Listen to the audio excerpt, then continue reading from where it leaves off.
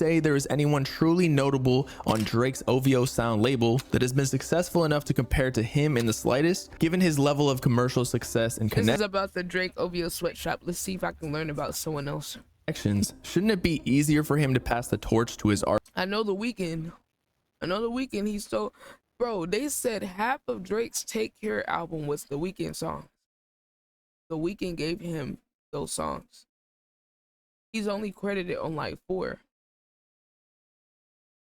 Artists, or is he holding them back on purpose to eliminate competition from his home city of Toronto that breeds new and fresh sounds? Perhaps he just doesn't have time to devote to his artist careers while he remains supreme. Today, we find out. Drake was actually in these artists' shoes only a decade ago. He was signed to Cash Money, Young Money Records joint venture led by Lil Wayne and Birdman, alongside Nicki Minaj, Tyga, and other soon-to-be superstars. But he individually was branded as the next rapper to take over Lil Wayne's spot as the best rapper alive.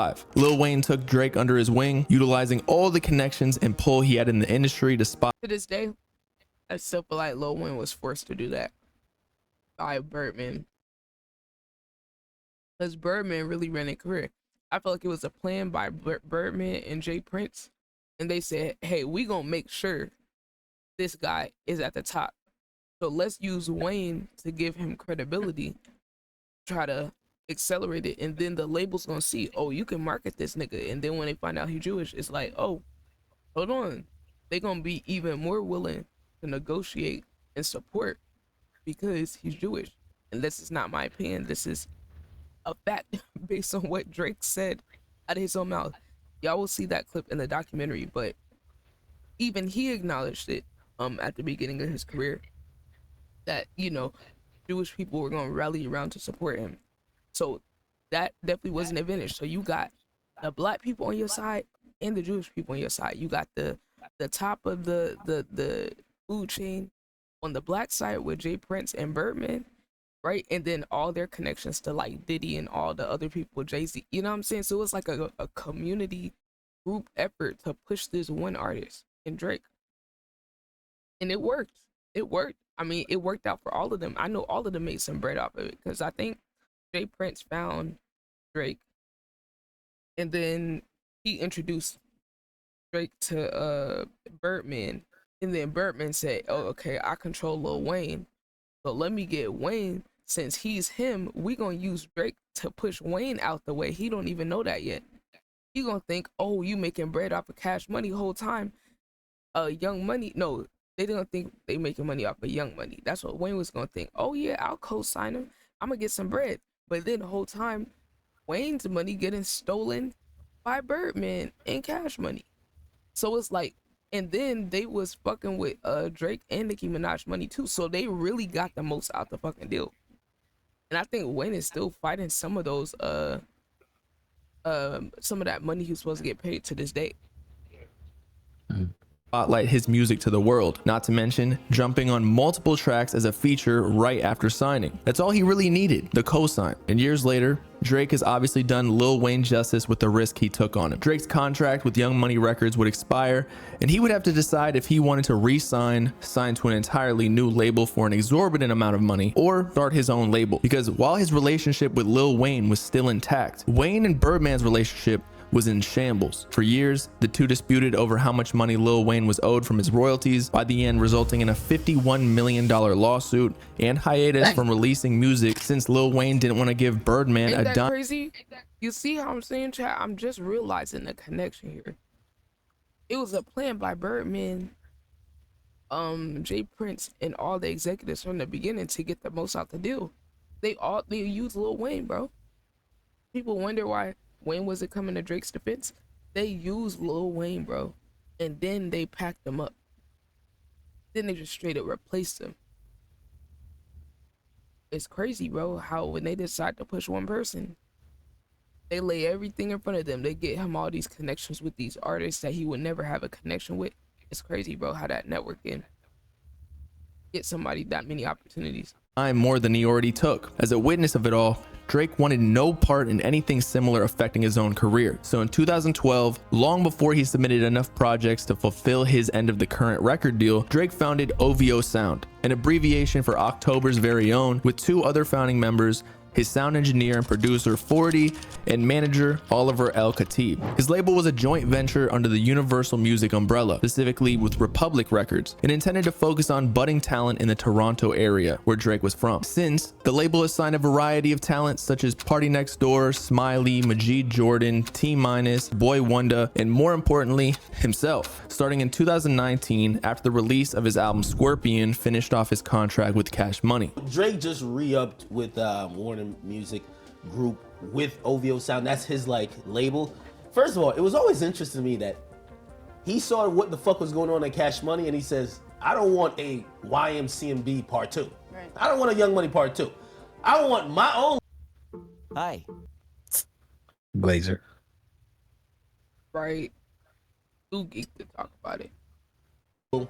Over somewhere disconnected from Birdman. Now, Drake being signed to his own label is not entirely uncommon. J. Cole, Kendrick Lamar, and Travis Scott, to name a few, also release music under their own respective record labels.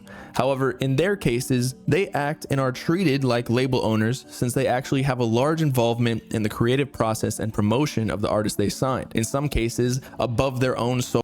Psych, not Travis Scott. No, you can include him. You cannot include him at all. He is just as hands off with his artists as Drake.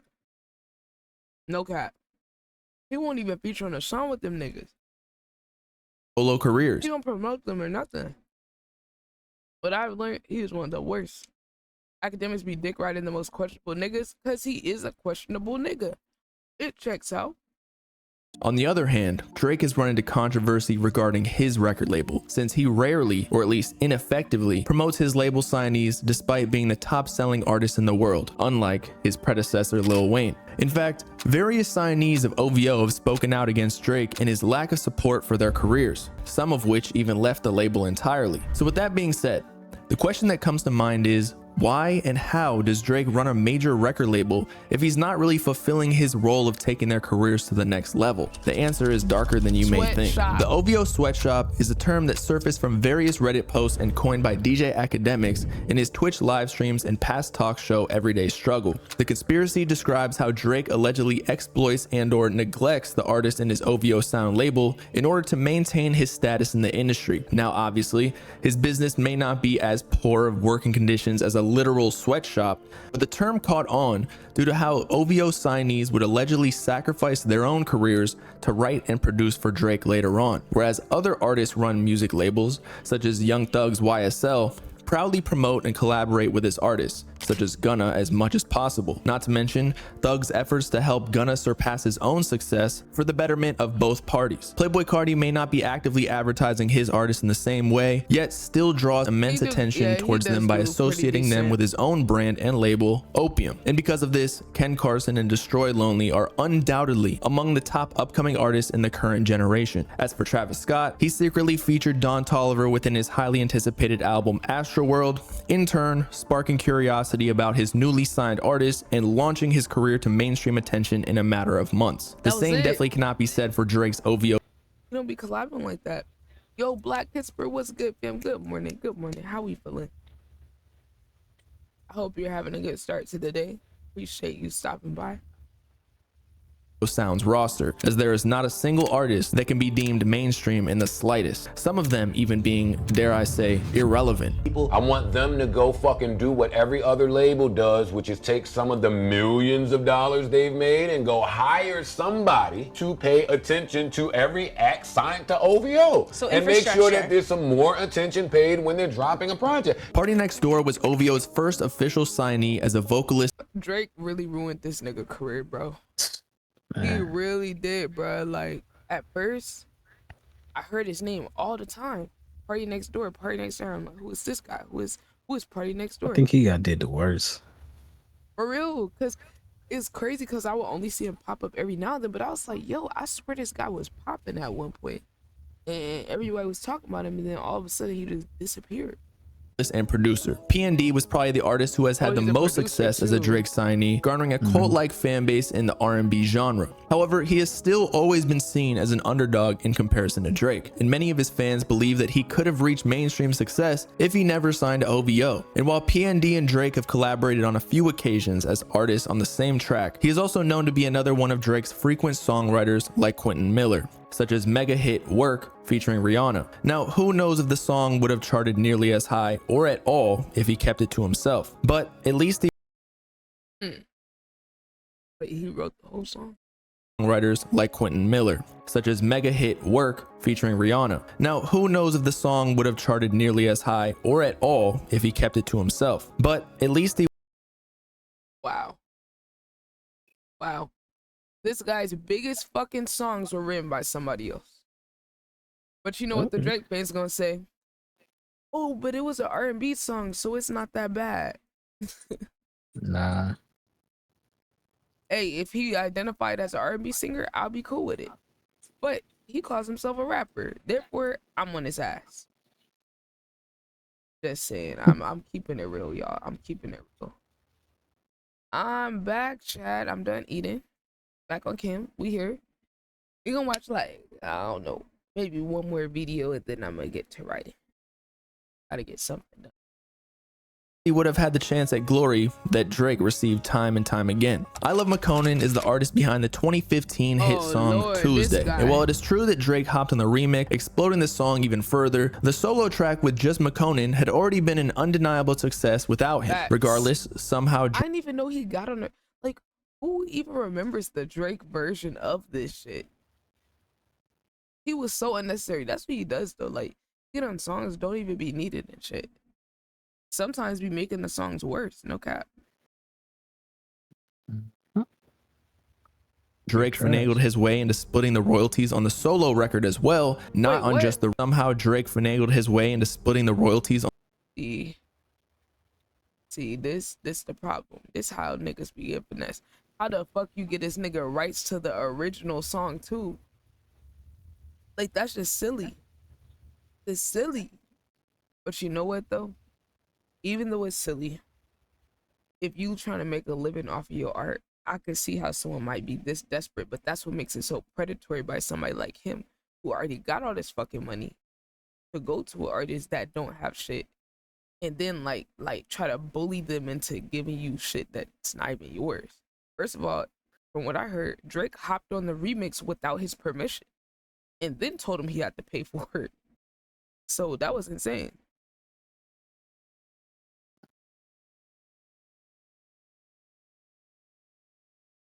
the solo record as well, not on just the remix. Perhaps the deal McConan struck with OVO at the time felt more favorable, but according to him, as soon as the hype from the song died down, so too did Drake's interest in his career, even dropping him years later without much promotion or music to speak of. An Yeah, I never interviewer heard from of him after Variety that. asked McConan, concerning Tuesday, which Drake released as a remix, it's yours and OVO's biggest hit. You said in 2017 that they needed a don't know, hot bro. song.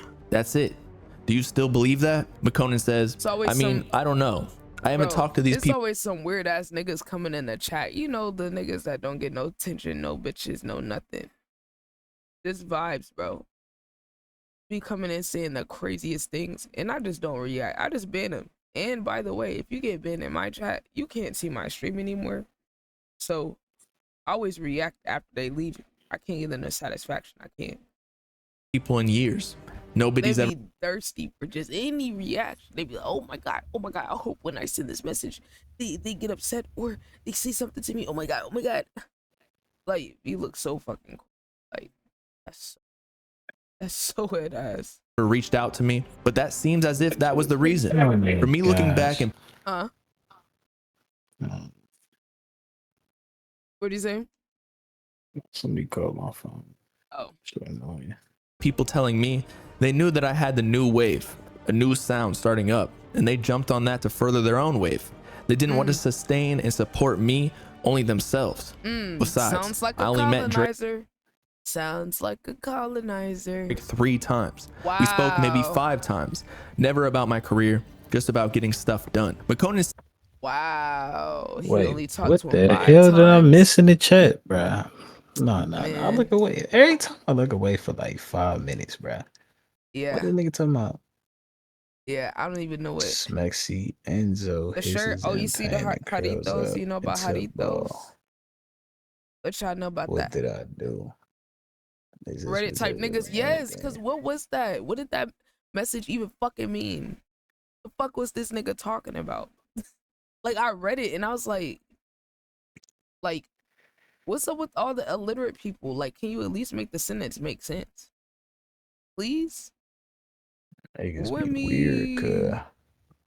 Yeah. Statements in 2021 only Weird, strengthened suspicions of Drake's sweatshop operation at OVO. I mean, what label owner, or worse yet, fellow collaborator on the same track with the How you utmost follow with control me? of another's career would treat them like that? And with Drake's reputation for Billboard hits every year, it would make sense that he and his managers would capitalize off an already proven song like Tuesday by any means. And it didn't help that when I Love McConan wanted to finally release an album under his new label, OVO, Drake failed to be involved in any of the creative process, let alone promote it Because he's a fucking colonizer. in the slightest. McConan further details his frustration with Drake and his label to Fader. This one I got signed. He's all in my face telling me, "You one of the greatest songwriters ever. Da da da." Just blowing me up. Huh. That's interesting. Am I right, chat? Bro's gassing someone else up for being one of the best songwriters. I'm not saying as an artist you can't say that to no one. But with the accusations he got, it's interesting that that was his takeaway from his music. Like, Drake is so fake and fraudulent, bro. It's ridiculous. I can imagine his goofy ass saying that too. Bro, you're literally one of the best. Just straight blowing smoke. Like, and it's not even to say that dude wasn't talented, but you know how some people be exaggerating everything. It's just manipulated. Up, bro. And I'm the little kid from Tragedy right now. You could see it. It was written all over my face. I'm depressed as fuck. And then when I'm like, can y'all tweet out my mixtape? Can I get a feature? Can I get production? No, no, no. So I'm just sitting over here in prison.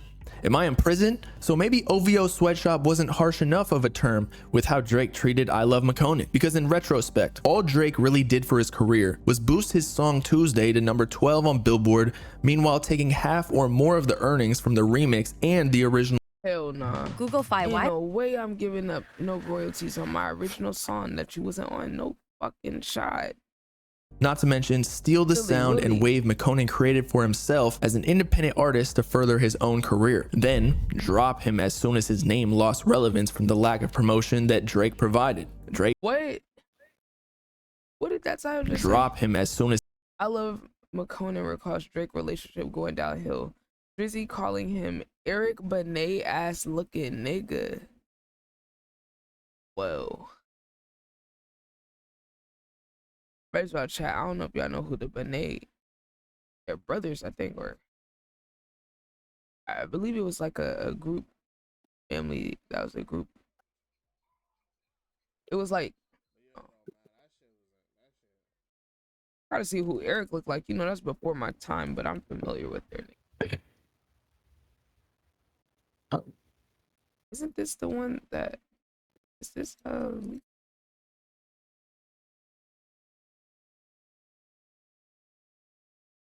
Going up on Tuesday. Got your girl in the cut and cheese Tuesday. Girl, good going up on a Tuesday. yeah, Got your Eric girl in the Benet. cut. Yep. It's a Okay. Tuesday. Oh, okay. I know what he looked like with this look. Let's see, he changed his look.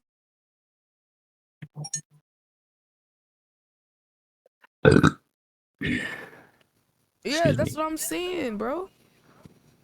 That's what, like, I had to look it up to make sure I wasn't tripping, because I was like, Eric Benet's not a ugly guy. Is this the right, am I thinking about the right person?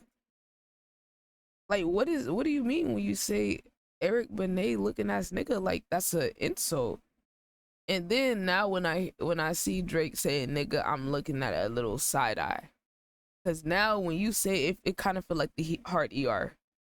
Cause you throwing in a random black R&B person and then saying looking ass nigga as if it's an insult. Like, huh? Huh? And you gotta wonder, Insane chat. work. It don't sound right coming from him. Like, is he calling them attractive? Like, what does he say? What does he mean by that? There's a Interesting whole chat. weirdo out here, man. his name lost relevance from the lack of promotion that Drake provided. That's crazy. Drake just might be an evil Have you seen Drake say the hard R in accident? Yeah, I did. genius. Somebody said their video got demonetized for having that clip in there. And mind you, I think you know, when people say he said the hard ER, you can really tell that he's mixing two words together, but it sounds so bad that we just all go along with it and say he said the hard ER. So I feel like there could be an argument that it shouldn't be demonetized, but I see why. But I know not to put that clip in my video now.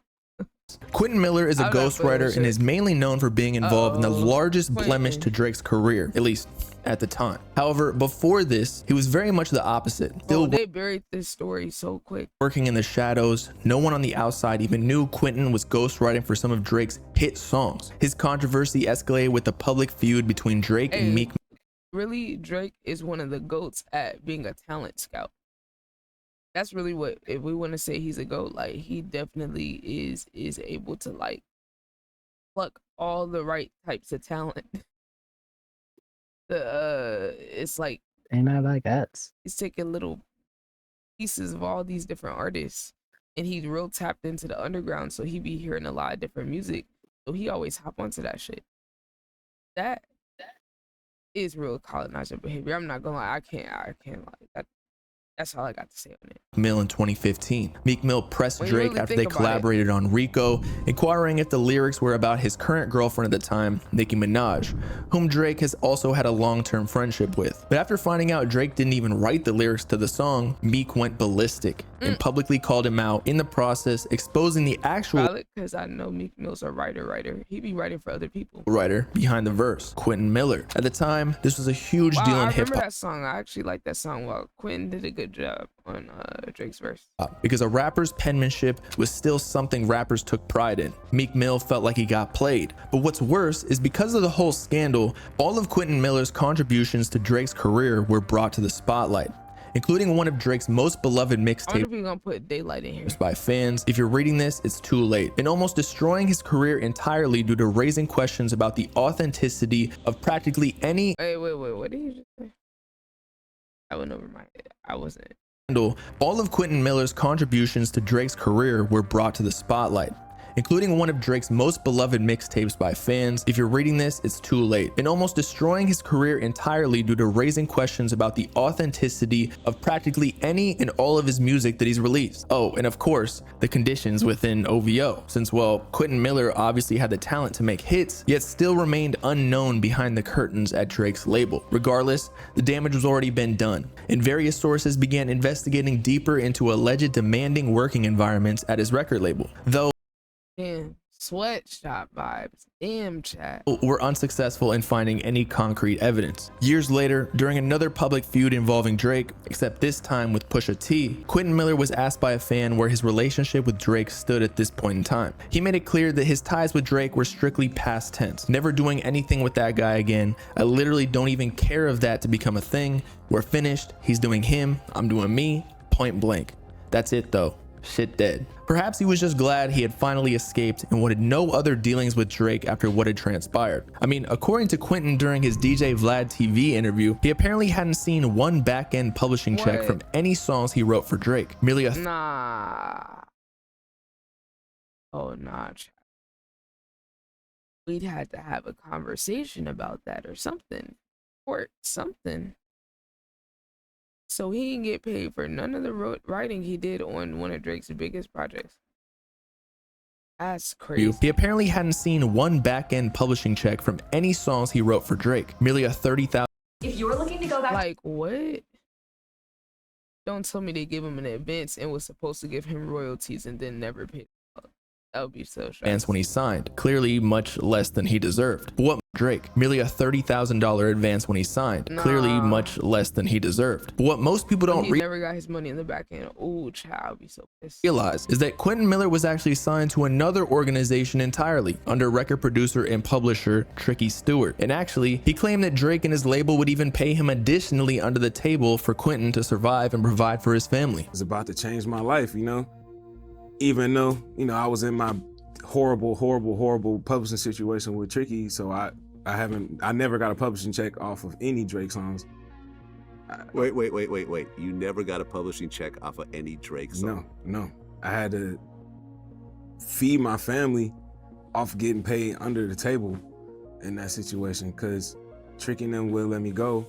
The next artist, or rather group, is Majid Jordan, a Lebanese Canadian Oh, I didn't know that was a group. I thought it was one person. R&B duo, assigned to OVO back in 2013 to Yeah, I heard them at a certain point, but man, I ain't heard that name in years. assist in the songwriting and producing for my all-time favorite Drake album, Nothing Was the Same. And funny enough, my they actually fave, compared too. Drake's studio sessions to a literal camp, sleeping in tents and not being able to leave. They basically put us in a studio, and it was Chad. This nigga had them in camps? Nah, he had them boys sleeping in the studio, working them all day and night, like some little writer, creative slaves.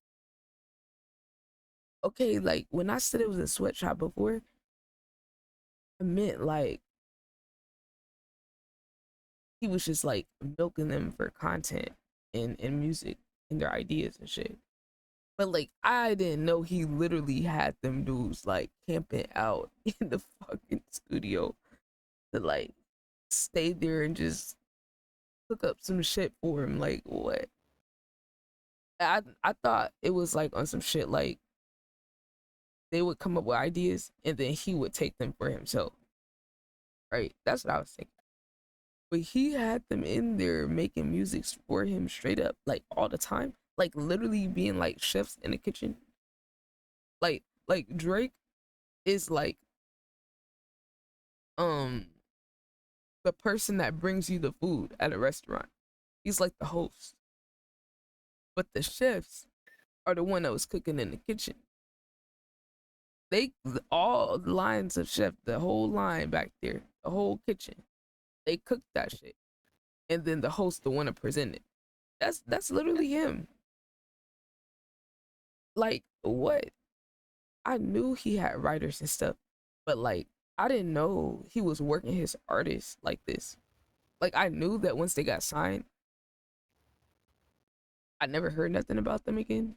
But like, I kind of forgot about a lot of these people because they didn't really get to blow up for real, for most of us to get to really know them individually.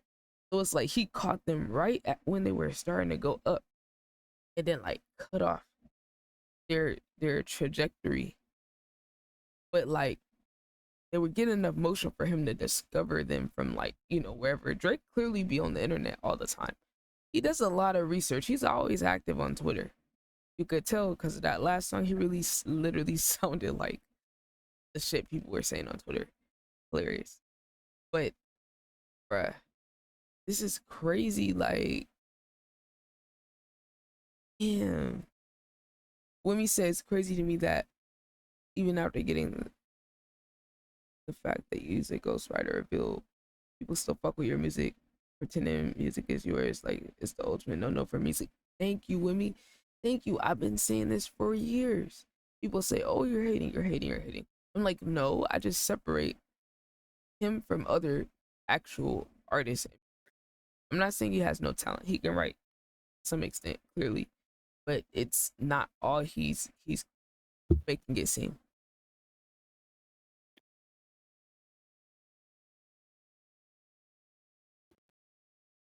Jake exploiting his workers more than a sloppy restaurant. Exploiting? Oh, are you talking about the Salt Bay dude?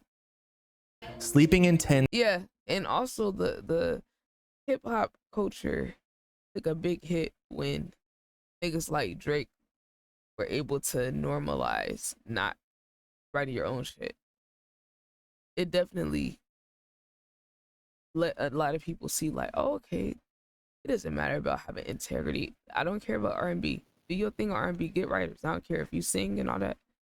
It's cool.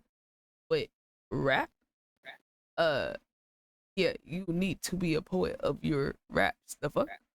Like, I'm not changing that. There's no person that's gonna make me change that. I can still have respect for the artist, or be able to tell when the music is good.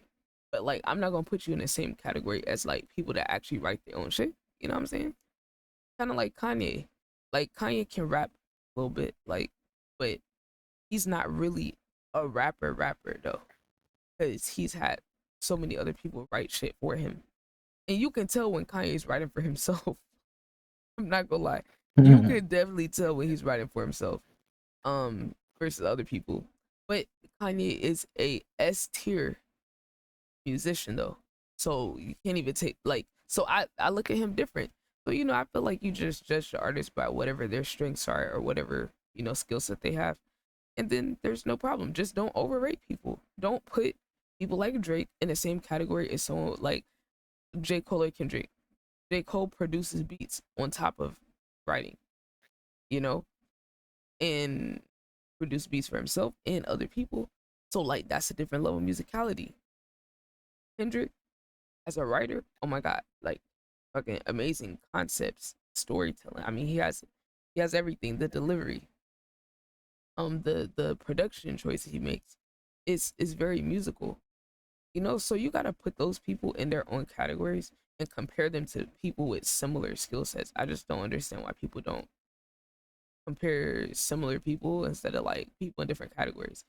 Drake is like a pop artist. You should not put him in the category with like other rappers, like rappers. Like you're not in that same conversation skill wise, and of course your numbers are gonna be different because you're appealing to a different audience.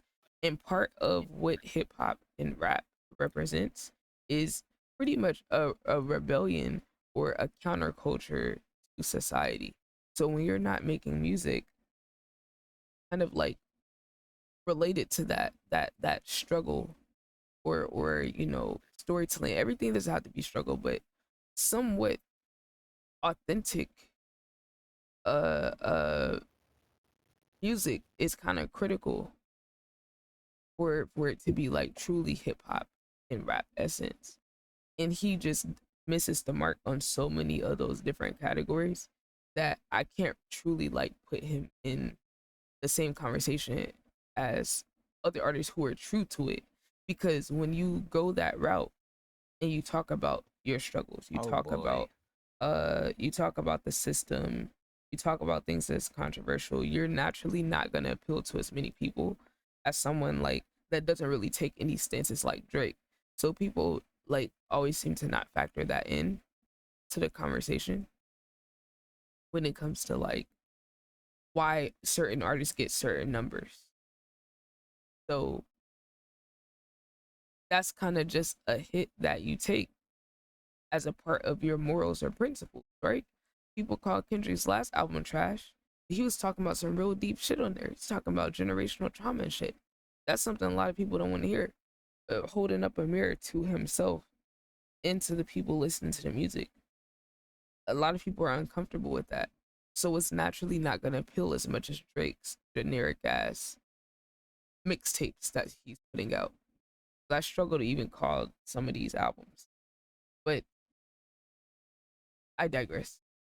And not being able Yeah, to peace chat. leave. They basically put us in a studio, and it was like a studio This camp shit's almost. crazy, There were though. tents in Studio there. There were like camp people flying in. tents. Yeah. Tents. Oh, hell no. I gotta find this clip. Oh, hell nah, chat. Let me write this down. Nah, chat. What the fuck? Hold on. I thought he was just gonna say like we were sleeping. Tents? This nigga had fucking creative concentration camps? I know, sick. What the fuck? Yo. And I bet they weren't even getting paid like that for real. And look at how he be flexing his money. Ooh, I can't stand a company business that don't pay their fucking workers, bro. That's one of the things I hate more than anything else. There's no way you about to be walking around here flexing, you know, you wearing a $2 million outfit casually. You know, you flexing all this money you got. And I'm over here actually in the mud making this shit for you? No way. Chat, I wouldn't be able to do it, man. I would be sick. And then you getting all the credit and they give you all these awards and all this shit. And then you got the audacity to call yourself the GOAT on top of it. No. No way. Yo, Miss Purple Butterfly, what's good? Welcome to the stream. How you doing, Queen? Appreciate you stopping by. Give me 1 second, chat. Make beats, stay in the dungeon. Don't leave. You cannot leave. Literally tense. You can't tell anyone you're working on this project. Luckily, even with such conditions, wow, you hear how they talking about that? That's crazy. Majid Jordan actually received feature credits on Hold On, We're Going Home on the album, in turn launching their career. We're making beats for like a few months, and we eventually get to make Hold On. I write the words over a beat that's produced by this guy, Paul Jeffries, really talented producer, goes by 1985. He also produced Hotline Bling. And then we put it on a USB for Drake to drive home to one night. He drove home, we showed up the next day, and he tracked it. And they're like, we love this song. You know, this is the one. And 40's sitting there with his arms up in the studio, and he's like, we got it, we've got the single. So perhaps camping out of the studio was all worth it for them. Noel Fisher, otherwise known as Detail, pursued legal action against Drake in 2016 for essentially attempting to force him into an exclusive production contract with OVO after their collaborations on Nothing Was the Same, though Detail declined. Soon after, Drake invited him back to his house, giving off the impression that Are you having trouble trying to keep up with your professor? You've got to try Otter. Here's how it works. Let's say I'm in class. I just hit record, and as you can see, everything I'm saying is turning into a transcript as I talk in real time. Because Otter is transcribing everything, I can actually listen to the professor rather than trying to type everything down, or I can zone out for a minute. I know that nothing is going to be missed, and I will be able to refer back to this transcript. If you're attending by Zoom, Otter will they would still work together, just not exclusively. However, according to Detail's dispute, when he arrived, Drake's bodyguard Chubbs answered the door and a Yo. So they tried to sign this dude to a exclusive producing contract. Hell no, nah, you ain't about to force me to be your production slave. The fuck?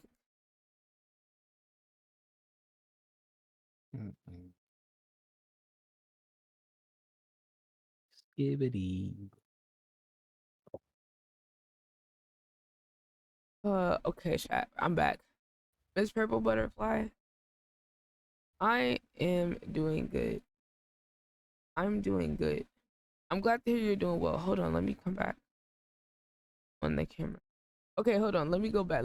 I heard they were trying to lock him into a 360, right? Okay. Still work together, just not exclusively. However, according to Detail's dispute, when he arrived, Drake's bodyguard Chubbs answered the door and assaulted him, allegedly on Drake's orders. What? What? He beat this nigga up because he didn't want to be exclusive producer? Nah, chat. This is actually crazier than I fucking thought, bro. Okay, I already thought it was bad, but hold on. I didn't know this nigga was moving like this.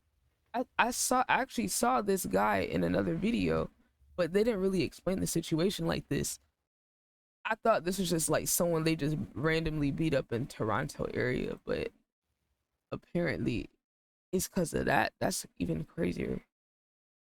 Attack left Detail hospitalized for several days with severe injuries, including a broken jaw requiring multiple surgeries. Detail requested Drake cover the medical expenses, but this time he refused, forcing Detail to file a lawsuit to be compensated for his injuries. Although mysteriously, Detail failed to appear to his court hearing, and consequently, Oh, chat, you know what that means.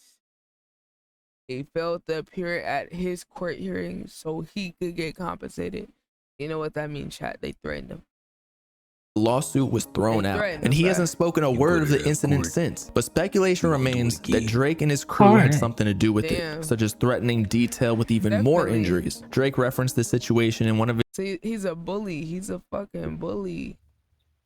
See, the fucking nerds want to turn into bullies when they get older. His tracks released in 2019 titled In an alternative universe, Drake would have definitely been a cop. War, in a way confirming that it did happen on his orders. So even when Drake isn't successful in signing artists and producers to the Sweatshop, he can still ruin your life. Moji was another Toronto native rapper that had been violently thrown away once his value had been emptied by OVO. Drake referred to him and his infamous dance moves in hit record Summer 16 and even used them in the music videos. See, all you get is a fucking shout out For Hotline Bling and Energy. Although Drake nor OVO ever technically signed Moji. Tay Keith in the building. What's good, Tay? Therefore, after a while, he felt he was owed some form of compensation for letting Drake run off with his iconic moves. Moji also shared some insight behind OVO seeking out new talent to write new hooks, flows, and bars for Drake's music. But similar to Detail, going public and speaking his truth resulted in violence. The stream has been good, Tay. It's been good. We've been chilling. We're watching this video about the OVO Sweatshop. How you been, Tay? What's been up with you? How's life been treating you and stuff? Moji posts pictures. Tay Keith the follow chat. Oh, let me go back. OVO seeking out new talent to write new hooks, flows, and bars for Drake's music. But similar to Detail, going public and speaking his truth resulted in violence. Moji posts pictures of his bloody and swollen face to Instagram, implying he was jumped on the orders of Drake for speaking out against him, and eventually deletes everything negative about the Six Gods soon after, all in exchange for $500, the only compensation he ever received from the record label ever. Chat. The final artist in the OVO Sweatshop is Smiley, certainly one of Drake's most questionable decisions due to Smiley's, let's say, unorthodox flows. It's trash. I just have to say it. The only reason Smiley has any sort of traction on streaming platforms is because of Drake featuring on his song Over the Top. And similar to the other Drake appearances like Look Alive with Blockboy JB, even though Drake was technically the feature, the song was basically his, especially when considering the length of his verses and choruses on these songs. And sure, Drake has posted a few pictures and Instagram stories. If you've been waiting That's to apply, it though. That's it. Wait, when is the new Fortnite season? Can I update it now? Wait, it's on Wednesday, right? Today Wednesday? Yeah. Can I download that shit now? Hey, you trying to play Tay? This Friday? Oh, it's Friday? Okay, bet. I swear somebody said Wednesday. They tricked me.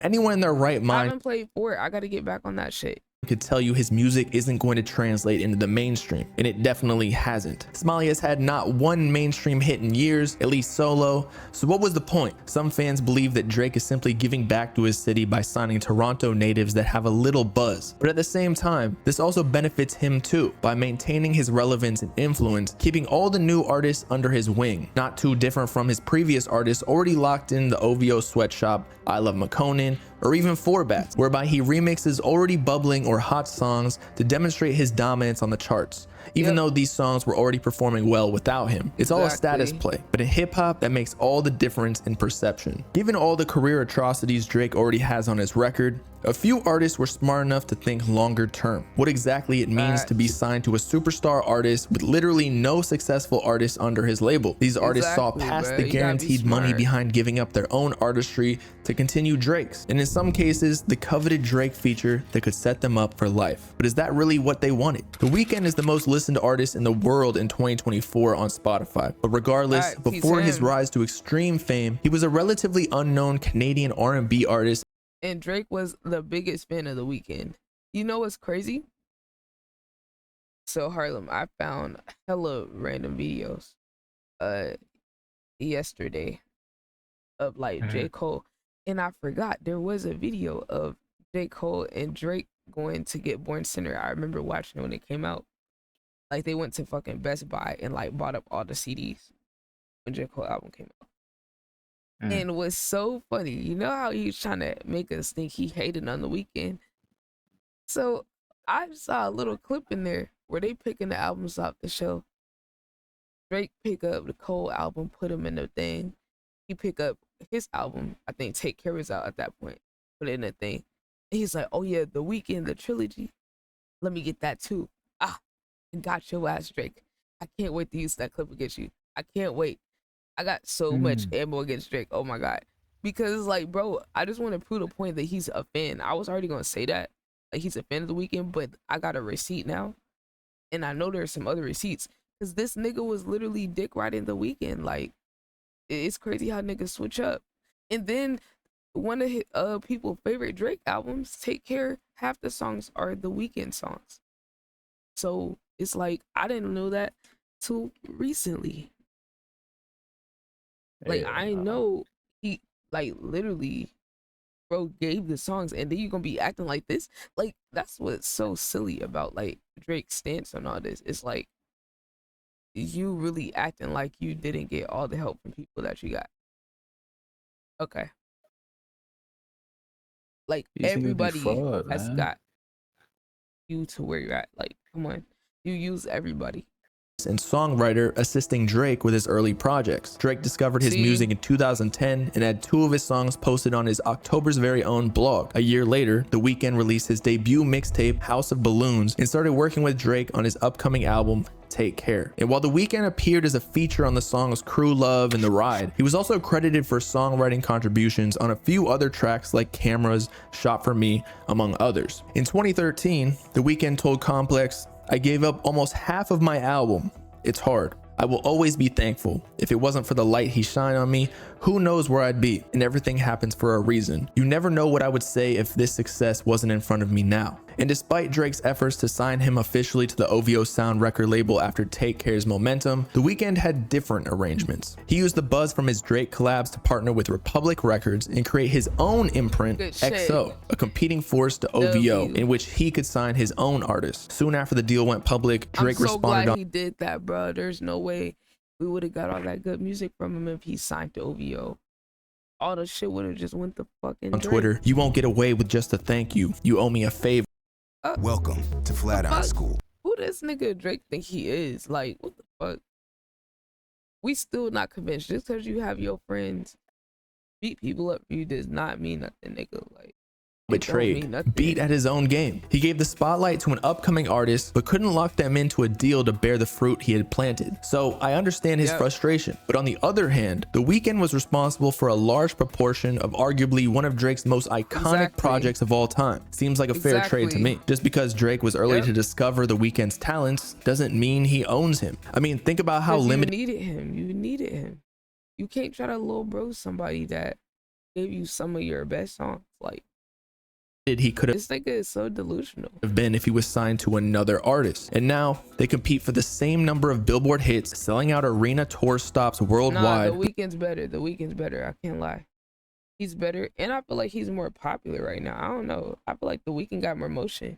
He don't release music as often as Drake, but like I feel like his quality and consistency is way higher than Drake's. The Weeknd is one of the most successful artists ever. And I think his numbers better than Drake these days too, but I gotta check. Just really came to me at one point, came to all of us and was like, look, like I don't want to sign under another artist because I feel like I could be just as big or bigger. And looking back, not signing to OVO was... Yo, listen to how bitter he sounded saying that, bro. Listen how bitter he sound kind of sick. They're artists because I feel like I could be just as big or bigger. And looking back, not signing to OVO was probably one of the best decisions he has ever made in his entire career. And speaking of hopping on trends, Ice Spice turned out to be another Drake blunder. And while no evidence exists that Drake wanted to actually sign her to OVO, he was definitely impressed with her recent rise to fame, publicly following and DMing her that he messed with her music. In fact, he also flew her out to his OVO Fest in Toronto. If you ask me, the sight I'm of... so glad she dodged this corny ass nigga. I remember this briefly. Ice Spice had Drake motivated, whether he just wanted to hit or he just wanted her to become the next OVO signee. But something certainly did not go his way. For after nothing business she or wouldn't smash this nigga, that's what it was. Personal resulted from their time together, Drake unfollowed her. And do we really think either of those... He unfollowed her, see? He thought she was sweet. I actually don't like Ice Spice as an artist, but I do respect her business mind and her strategy and her team. I think she got one of the best teams out right now, like out of any newer artists. Like the connection she got, top tier. I mean, I've never seen someone so untalented with so many business partnerships. Like, I gotta give it to her. It's really between her and Sweetie, but I would say Ice Spice is maybe a little better than Sweetie. You know, but between those two, they really competing for top untalented artists that's getting paid the most. So I respect that. I really do. But I feel like Drake thought she was green. But if you actually respect it or notice like the marketing, you would know. There's literally a story about once Ice Spice song blew up, she was already booked to go to certain venues, and she literally canceled on them and said, "Hey, y'all gotta pay my new fee. My fee went up, my price went up.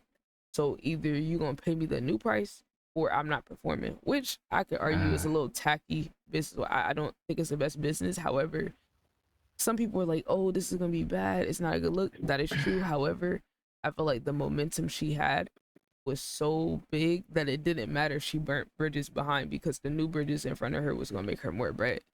So like, it didn't matter if she screwed over some local businesses. Like, even though it sucks for them and it's not good business, I would say, it don't matter because she has so much bigger bags in front of her that losing one of the local people ain't gonna matter when you on the stage at Rolling Loud, or when you're getting these business deals like she got with fucking Dunkin' Donuts and all types of shit.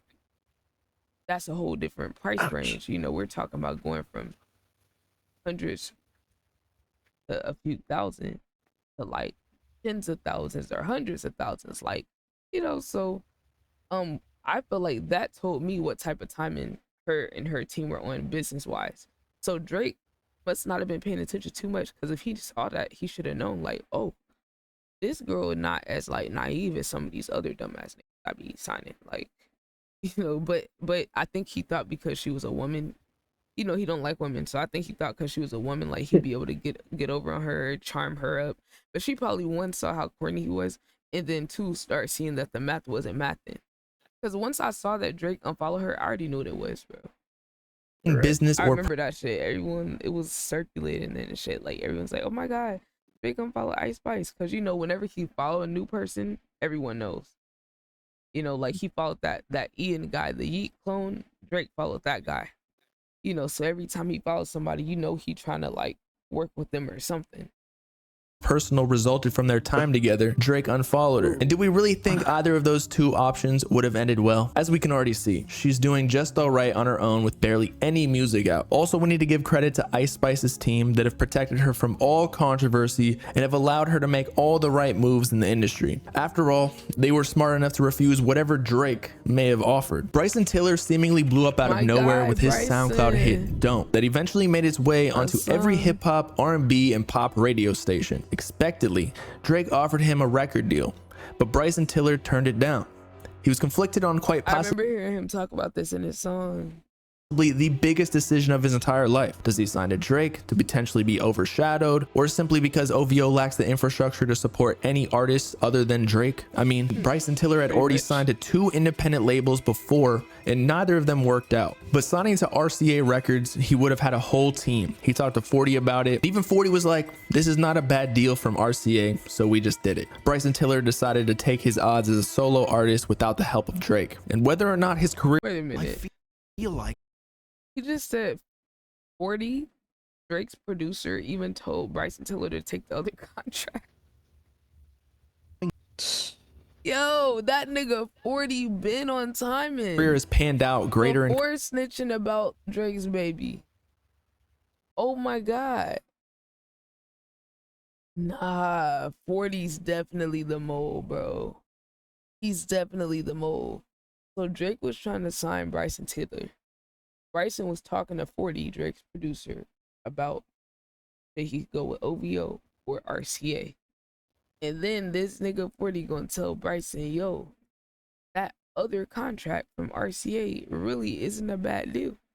Which means you should probably take that deal over signing to OVO. Yo, he low-key saved that nigga. He saved his career, low-key. Comparison to if he had signed OVO, at least he's working for himself. Most recently, Bryson Tiller has had a top 20 hit with his solo song, Whatever She Wants, and he did it all on his own. For in all likelihood, he would have been in the studio writing songs for Drake's last few projects like the rest of them. Popcaan is a Jamaican singer who featured on Drake's Controlla. It was the first dancehall artist signed to OVO. Drake hopped on the entire dancehall trend due to Popcaan's growing buzz. Popcaan got multiple career boosting features from Drake, but he didn't feel like he was as supported on his own endeavors and career. In fact, his last album under OVO, Great Is He, debuted at a lower rank in sales than his previous 4 studio projects despite featuring Drake. Not to mention the incident with Wiley, a UK artist, attempting to clear features for a Popcaan and Nicki Minaj collab, but was unsuccessful due to issues with the label. Wiley then calls out OVO Sound on behalf of Popcaan on Twitter. Don't ever sign to OVO Sound. They give you shit record deals and you're only there to help Drake with songs to keep him up and you down. Set up for you to fail. He follows up, tagging Popcaan. They said they won't clear your verse because you ain't giving them any music for your own project. In early 2023, Popcaan then left OVO, telling Crack Magazine, the label can be weird sometimes. I love the label, but I don't like them. I'll be independent soon. Popcaan may have learned his lesson. The signing under another artist, no matter who it is, may not be the best option, as what worked for them may not work for their artist. He wanted to utilize Drake's platform to launch the entire genre of dancehall into the mainstream, and it definitely worked, however, only for Drake's songs. So all that Popcaan really amounted to under OVO was yet another stepping stone for Drake to maintain his status as the biggest rapper in the world, capitalizing from various cultures by commercializing them. It wouldn't be the first time Drake hopped on a trending sound and received all the credit for making it popular. In March 2024, Forbats reported— oh Lord. His latest victim, y'all. And look, chat, Forbats put out a tweet during the Kendrick Drake beef. And he was like, oh my God, Kendrick, can you please stop dropping? I'm trying to release my album. Tell me why this nigga had to delete the tweet. Them OVO goons got to him, chat. Reportedly signed a distribution deal for— No, and look, he just got signed to OVO. He just got signed a few months ago. He's cooked now.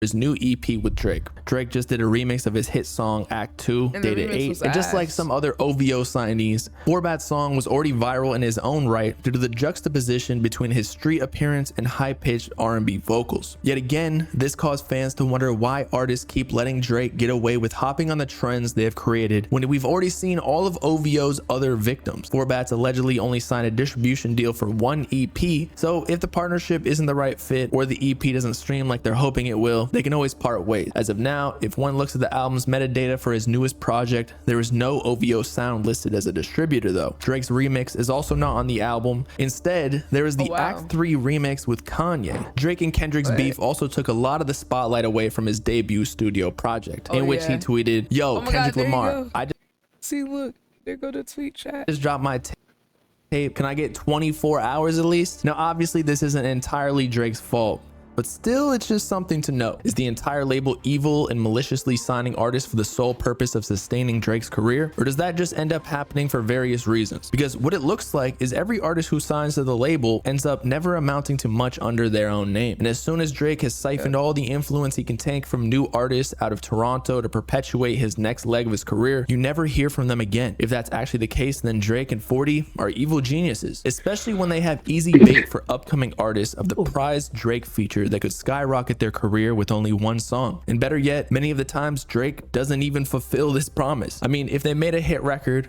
why wouldn't he just take it for himself rather than bog down the potential from featuring on an unknown artist track? Oh, and if you call out the operation publicly, Drake will send out his minions. It all seems like a trap. Noisy stated, "It's looking like the dream they're selling is sexy art direction and clutch credits on the boss's album. OVO Sound is excellent at the business of making Drake albums, but not yet the no-brainer star-making force up north it could be, possibly because the tightest songs get run up the pipeline and placed at the feet of the sixth god. But what if, on the other hand, OVO is actually trying to promote their artists' careers, but just suck at it? After all, Drake emerged as the top rapper over a decade ago and was launched into the scene by Lil Wayne, the highest-selling rapper at the time. Now, yes, Drake is currently in the same situation as Lil Wayne now, spotlighting new artists as the top dog. But to be fair, the music industry has changed. Cosigns are less effective due to multiple reasons. For one, social media and streaming platforms are continually increasing the competition for artists and creators as the barrier to entry of uploading music online becomes easier and easier. But more importantly, social media has democratized sharing of music. Any regular citizen can grow a following or simply just share what type of music they're listening to, in turn influencing others. No longer are massive media publishers and radio stations the gatekeeper. That's a good point. That is a good point. Upcoming talent, and therefore Drake or any large artist cosign for that matter isn't really worth as much as it once was when information was more centralized. And let's not forget that Drake is still just an artist. Yes, OVO is his brand, but he has his own career to worry about, especially in recent times. And the employees of the label, in addition to the artists, are the ones who are supposed to utilize his brand in order to push their own career. He can't do everything. At the same time though, given it is his brand, it is his responsibility to hire the correct people to be able to handle new artists and their development. As for the accusations of exploiting his artists to make him hit songs rather than let them succeed, I could go either way. It is a safer bet to funnel all the hit songs to Drake for nearly guaranteed success. But longevity wise, which I think Drake is truly after, to prove he's the best artist on the planet and can put on any artist he wants to because he is just that influential, that wouldn't make sense. Drake has enough hits and he's pushing 40 years old at this point, already discussing slowing down and or retirement. At this stage in his career, I believe his goals all the more align with letting his artists have their own hits. But perhaps this was his strategy early on. Regardless, Baca explains his perspective on the matter. Pundits, people who talk online about music say is that Baca got a weird case. Why is he around? The fuck? What do we care what Baca's saying? they try to say, oh, OVO, if you end up signing with OVO, you end up giving your best shit to Drake. Do you think there's any truth to that? This ain't Baca. Oh, hell no. This is Baca. Do you think you're seeing it from a different perspective because you weren't like hired as a songwriter or a producer or something? Nah, I just know him as an individual, you know? He's not gonna, especially if a man's like, okay, let me put myself in the situation then. I make a hit song and he knows it's a hit song for me.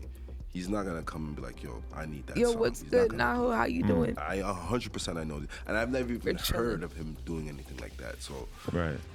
My personal take on it is I don't know him to be like that. Right. You know, he wants his artists to thrive and to flourish and to be great. Right. He wants that. He wants them to thrive. And what's crazy though is that to a lot of people who may have a less mature perspective, they would say, well, why didn't he hop on your song when it was blowing up? But I think the reality is that yeah, that would have made the song bigger, but he probably wouldn't have been doing you any favors in the long run because getting under that massive microscope that quickly is sometimes we've seen a lot of people whose careers couldn't handle the weight of the Drake feature. Exactly.